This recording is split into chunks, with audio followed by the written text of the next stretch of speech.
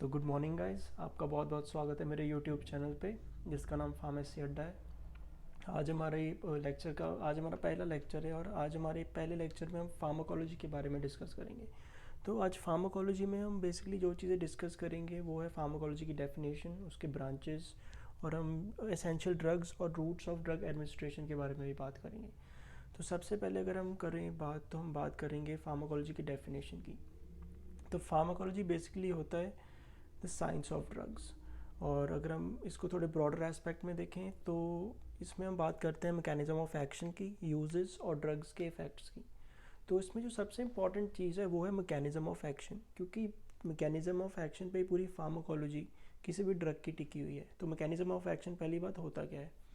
Mechanism of action अगर आप देखें तो इसमें हम ये चीज़ डिस्कस करते हैं कि जो एक ड्रग है वो बॉडी पे अपना एक्शन कैसे दिखाती है। तो जो एक पूरा प्रोसेस होता है ड्रग का बॉडी पे अपना एक्शन दिखाने का, उसको मैकेनिज्म ऑफ एक्शन बोलते हैं।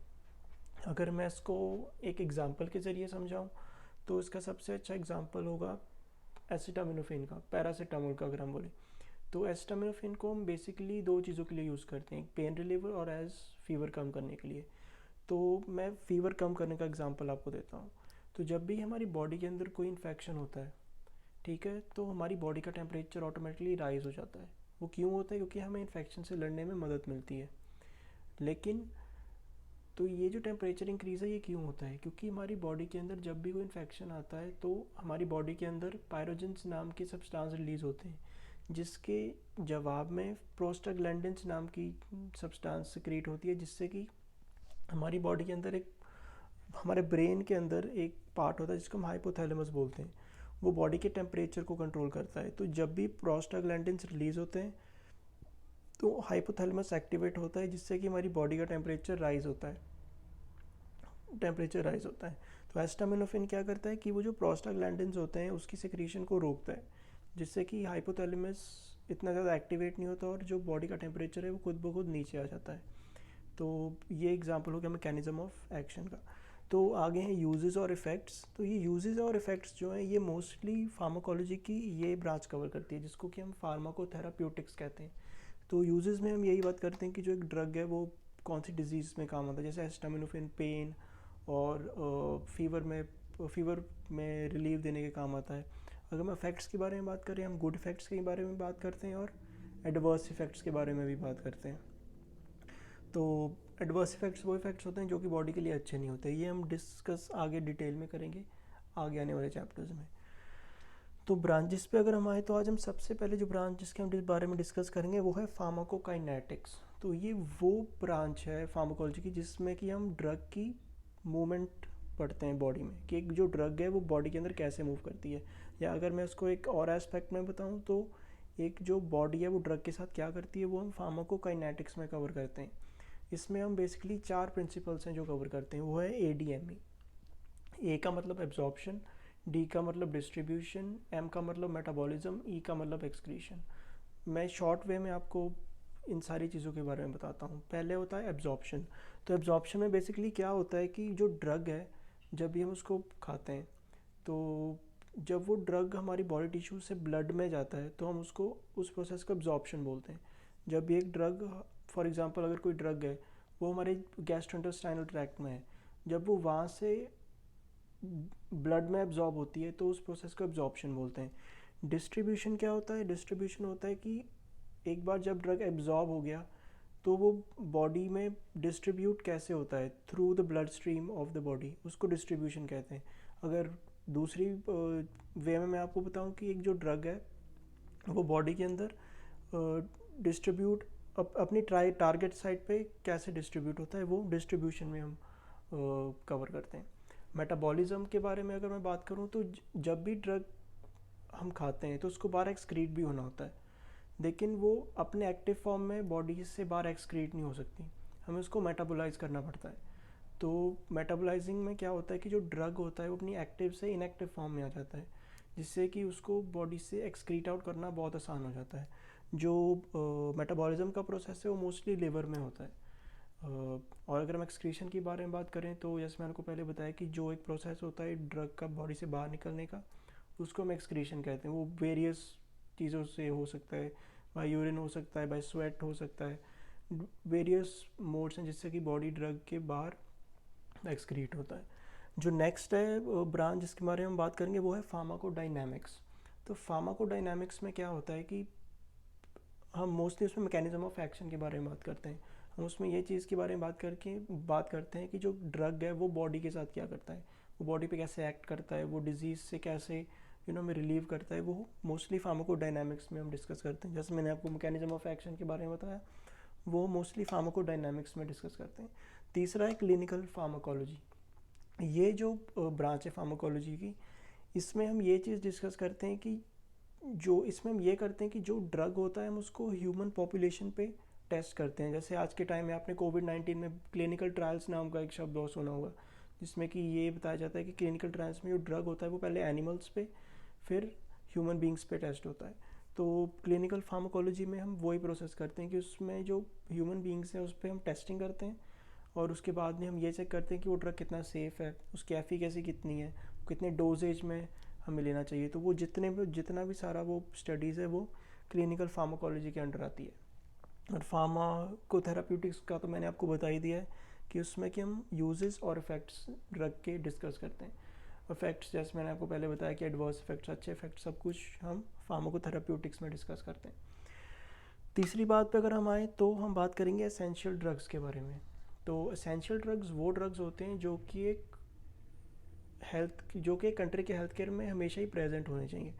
प्रेजेंट ही नहीं होने चाहिए बट एडिक्वेट अमाउंट में होने चाहिए, मतलब इतने अमाउंट में हो कि जब भी पॉपुलेशन उसकी ज़रूरत पड़े तो वो कम ना पड़े, हमेशा वो पॉपुलेशन की ज़रूरत के लिए अवेलेबल हों फार्मेसी में या हॉस्पिटल फार्मेसी में जहाँ भी ड्रग सेल होती हैं।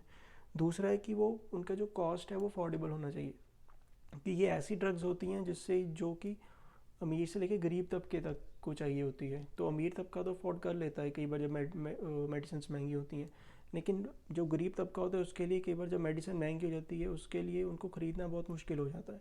तो इसीलिए जो कॉस्ट है वो हमेशा ही अफोर्डेबल होना चाहिए, ना ज़्यादा कम ना ज़्यादा कॉस्ट होना चाहिए, कम होता है तो चलता है, उसमें कोई चक्कर नहीं है। तीसरा होता है कि जो ड्रग होता है वो अच्छी क्वालिटी का होना चाहिए, उसमें कोई इम्प्योरिटी नहीं होनी चाहिए, और ऐसा कुछ नहीं होना चाहिए जिससे कि जो ड्रग हो वो बॉडी के अंदर एडवर्स इफ़ेक्ट्स दिखाए। तो ये बेसिकली हमारे एसेंशियल ड्रग्स हो गए। और एक और चीज़ है जो कि मैंने बोर्ड पे नहीं लिखी, वो है एसेंशियल ड्रग्स की सिलेक्शन। तो जब भी एसेंशियल ड्रग्स की सिलेक्शन करनी होती है तो सबसे पहली चीज़ जो देखी जाती है वो देखी जाती है कि ड्रग कितना सेफ़ है। कोई ड्रग जितना ज़्यादा सेफ़ है और जितना ज़्यादा इफेक्टिव है उतना ही चांस होता है उसका एसेंशियल ड्रग्स की कैटेगरी में आने का। दूसरा होता है सिंगल कंपाउंड। अगर एक ड्रग वो सिंगल कंपाउंड में है तो उसके ज़्यादा चांसेस है इस कैटेगरी में आने का, रादर देन अगर कोई ड्रग है वो डबल कंपाउंड में है, उसमें एक से ज़्यादा कंपाउंड है, तो उस ड्रग को, जो डबल कंपाउंड वाली ड्रग है, उसको मोस्टली प्रेफर नहीं किया जाता एसेंशियल ड्रग्स के लिए। और जो तीसरी बात है डेमोग्राफिक्स, तो इसमें अगर आप कंट्री के अंदर आपको कोई एसेंशियल ड्रग्स सेलेक्ट करनी है तो उस कंट्री के डेमोग्राफिक्स पे ध्यान देते हो, जैसे उसमें कितने मेल पॉपुलेशन है, कितनी फीमेल पॉपुलेशन है, एज ग्रुप क्या है उस कंट्री में ज़्यादा, तो वो चीज़ें भी एसेंशियल ड्रग्स की सिलेक्शन में ध्यान में रखी जाती हैं। चौथा पॉइंट है रूट्स ऑफ ड्रग एडमिनिस्ट्रेशन। ये पॉइंट बहुत इंपॉर्टेंट है एग्ज़ाम पॉइंट ऑफ व्यू से और मार्क्स पॉइंट ऑफ व्यू से भी। तो रूट्स ऑफ ड्रग एडमिनिस्ट्रेशन में मोस्टली हम किस चीज़ के बारे में बात करते हैं, हम मोस्टली इस चीज़ के बारे में बात करते हैं कि जो एक ड्रग है हम उसको बॉडी के अंदर कैसे एडमिनिस्टर करते हैं। तो बेसिकली दो रूट्स होते हैं, एक होता है लोकल, एक होता है सिस्टमिक।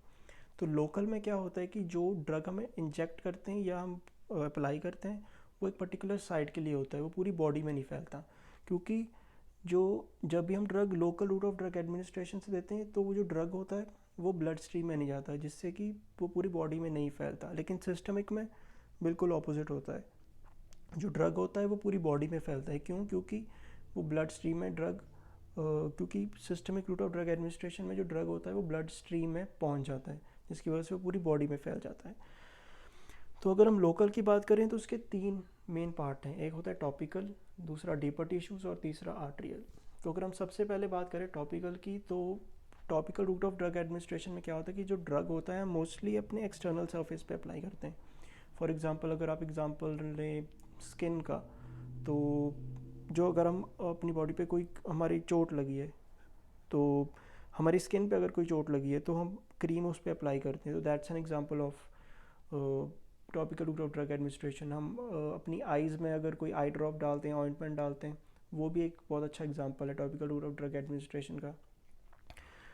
और भी इसके बहुत सारे एग्जांपल्स, अगर आप थोड़े एडवांस्ड इसके एग्जांपल्स ले तो जो ड्रग्स जैसे साल्ब्यूटामोल है जो हम एस्मा पेशेंट्स में यूज़ करते हैं, तो वो जो ड्रग है that is also an example of topical route of drug administration. अगर आप बात करें वैनकोमाइसिन नाम की एक ड्रग है जो कि हम जीआई ट्रैक्ट के लिए लेते हैं, गैस्ट्रोइंटेस्टाइनल ट्रैक्ट के लिए, वो भी एक बहुत अच्छा एग्जांपल है deeper topical route of drug administration का।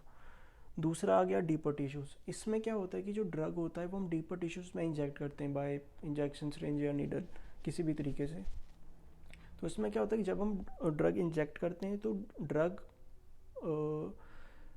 ब्लड स्ट्रीम में एब्जॉर्ब नहीं होता, जिस साइड के लिए हमने उसको एडमिनिस्टर किया उसकी तरफ ही जाता है, इसलिए ये local route of drug administration ही है। फॉर एग्जांपल अगर आप एग्जांपल लें हाइड्रोकॉर्टिसोन एसीटेट, तो वो हम मोस्टली बॉडी के अंदर इंजेक्ट करते हैं फॉर नी जॉइंट के लिए, तो वो एक बहुत अच्छा एग्जांपल है। दूसरा एग्जांपल आप देख लिए तो रेट्रोलोबुलर इंजेक्शन जो कि हम आई बॉल के पीछे देते हैं, that is also very good example of deeper tissues. तीसरा एग्जांपल है arterial route of drug administration का। इसमें जो क्या होता है कि जैसे आप नाम से समझ गए होंगे कि जो ड्रग है वो हम अपनी आर्टरी के अंदर सीधे इंजेक्ट करते हैं, और जब आर्टरी के अंदर इंजेक्ट करते हैं तो जो ड्रग होता है वो आर्टरी से ब्लड स्ट्रीम के ज़रिए जो उसका टारगेट साइट होता है वहाँ तक पहुँच जाता है। तो मोस्टली कई एंटी कैंसर ड्रग्स होते हैं जो कि हम ब्रेकियल या फेमोरल आर्टरी में देते हैं, और वो जब हम ड्रग इंजेक्ट करते हैं तो जो ड्रग होता है वो आर्टरी के ज़रिए डायरेक्टली जहाँ पे ट्यूमर या बेनाइन या मैलिग्नेंट ट्यूमर हो वहाँ तक पहुँच के वो जो डिज़ीज़ है उसको कम करने की कोशिश करता है, कई बार कम मोस्टली कम कर भी देता है। तो ये तो हमारा हो गया local route of drug administration. अब नेक्स्ट हम बढ़ेंगे systemic route of drug administration के बारे में। तो systemic route of drug administration जैसे मैंने आपको पहले बताया कि ये इसमें जो ड्रग होता है वो ब्लड स्ट्रीम में एब्जॉर्ब होता है, जिसकी वजह से जो ड्रग है वो पूरी बॉडी में फैलता है। तो इसका सबसे पहला एग्जांपल है वो है oral route of drug administration का। तो oral route of drug administration जैसे आप समझ गए होंगे, ये हम बाय माउथ लेते हैं। इसमें हम हर एक डोजेज फॉर्म, जैसे वो टैबलेट हो, कैप्सूल हो, सिरप हो, हर एक तरीके का हम जो रूट ड्रग है वो इससे ले सकते हैं। इसके एडवांटेजेस क्या हैं? एक तो ये ईजियर होता है लेने के लिए, सेफ़ होता है, कोई असिस्टेंस की ज़रूरत नहीं पड़ती। लेकिन हम अगर बात करें इसके डिसएडवांटेज की, तो इसमें जो अब्जॉर्प्शन है ड्रग की बहुत स्लो होती है, प्रोसेस बहुत स्लो है। दूसरा ये कि कई बार नॉजिया और वॉमिटिंग भी हो जाती है इस रूट ऑफ ड्रग एडमिनिस्ट्रेशन से मेडिसिन लेने से।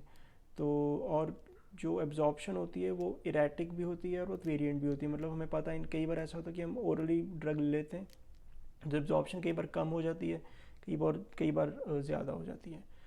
तो ये हो गया oral route of drug administration. दूसरा है सबलिंगुअल। सबलिंगुअल का मतलब क्या होता है कि जो ड्रग है वो हम टंग के नीचे रख के फिर लेते हैं। जब एक बार आपने टंग के नीचे ड्रग रख ली तो ऑटोमेटिकली वो उसमें एब्जॉर्ब हो जाता है ब्लड स्ट्रीम में, क्योंकि जो टंग होती है वो बहुत वैस्कुलर होती है, उसके अंदर जो सप्लाई होता है ब्लड वेसल्स का वो बहुत ज़्यादा होता है, जिसकी वजह से कि ड्रग बहुत जल्दी एब्जॉर्ब हो जाती है। And this is one of the advantages कि ड्रग बहुत जल्दी एब्जॉर्ब हो जाती है इस रूट ऑफ ड्रग एडमिनिस्ट्रेशन में। दूसरा, इसमें फर्स्ट पास मेटाबॉलिज्म नहीं होता।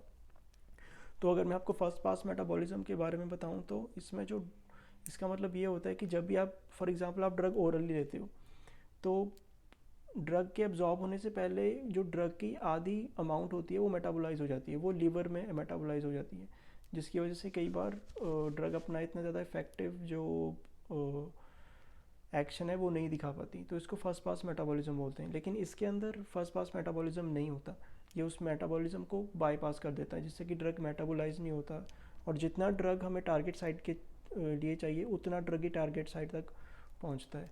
तो ये भी इसका वन ऑफ द एग्जांपल्स है। और बुप्रो एपिनेफ्रिन इसका एक बहुत अच्छा एग्जांपल है। तीसरे अगर हम रूट ऑफ ड्रग एडमिनिस्ट्रेशन के बारे में बात करें वो है इन्हेलेशन। जैसे आपको नाम से पता ही लग ही गया होगा कि हम इसमें ड्रग्स को इनहेल करते हैं। सबसे अच्छा एग्जांपल है जनरल एनेस्थेटिक्स का, जिसको कि हम ड्यूरिंग सर्जरीज हम यूज़ करते हैं, ताकि हमारे जब भी हमारे सर्जरीज परफॉर्म हो तो हमारे जो हमारा बॉडी पार्ट है जहाँ पे सर्जरी परफॉर्म होनी है वहाँ पे हमें दर्द ना हो, वहाँ पे जैसे हम हिंदी में कहते हैं कि वो पार्ट सुन्न हो जाता है, तो मोस्टली वो वाले ड्रग्स हम इनहेल करते हैं, जनरल एनेस्थेटिक्स।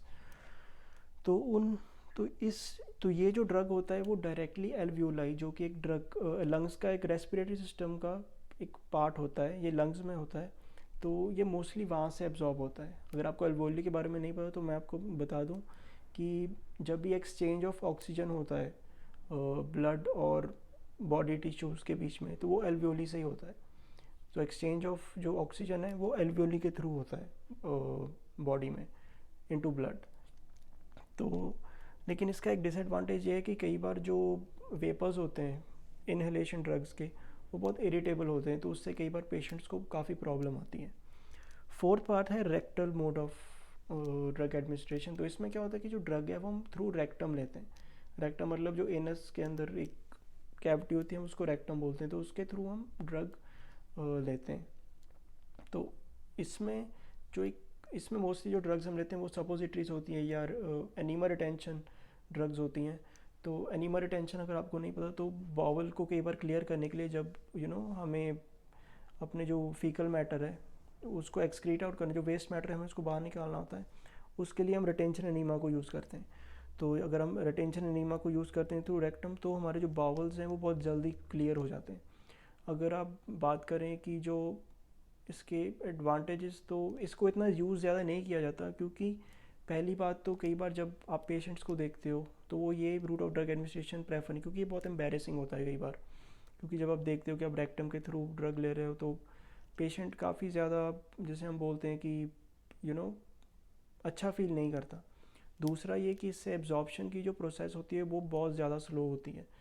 और तीसरा ये कि कई बार अब ड्रग्स लेने में रेक्टल इन्फ्लेमेशन भी हो जाती है, कि जो रेक्टम है वो इन्फ्लेम हो जाता है, सूज जाता है, जिससे कि पेशेंट को काफ़ी प्रॉब्लम आती है। और जो ड्रग्स हम इसके थ्रू लेते हैं वो है डायजेपाम हो गई, पैरासीटामोल हो गई, इंडोमेथासिन हो गई, ये सारी ड्रग्स हम इस रूट ऑफ ड्रग एडमिनिस्ट्रेशन के थ्रू लेते हैं। फिफ्थ और लास्ट वो है नेज़ल। तो इसमें हम जो ड्रग होता है वो नेज़ली हम लेते हैं, और उससे क्या होता है कि जो हमारे नेज़ल, जो हमारे नोज़ की कैविटी होती है उसके म्यूकस मेम्ब्रेन के थ्रू जो ड्रग होता है वो एब्जॉर्ब हो जाता है। इसके सबसे ज़्यादा अच्छे एग्जांपल्स अगर मैं आपको दूं तो वो डेस्मोप्रेसिन का होगा, और desmopressin is one of the examples of nasal route of drug administrations. तो आई थिंक आज के लिए इतना ही काफ़ी है। होपफुली आपको ये जो लेक्चर होगा वो पसंद आया होगा। आज मेरा फर्स्ट लेक्चर है, तो होपफुली अगर कोई गलती होगी तो मैं नेक्स्ट टाइम उसको ज़रूर इम्प्रूव करूँगा। आप अगर मुझसे कोई गलती हुई हो या आप कुछ मेरे में सुधार देखना चाहें तो आप कमेंट सेक्शन में ज़रूर आप लिख के भेजिएगा, क्योंकि आज मेरा पहला वीडियो है तो मे भी काफ़ी ज़्यादा गलतियाँ भी होंगी, लेकिन बट नेक्स्ट टाइम होपफुली मैं ज़्यादा गलतियाँ नहीं करूँगा। और प्लीज़ मेरे चैनल को लाइक और सब्सक्राइब कीजिए, और जितने ज़्यादा हो सके उतना ज़्यादा सब्सक्राइब कीजिए, क्योंकि तभी मुझे मोटिवेशन मिलेगा और कंटेंट अपलोड करने में। Thank you very much.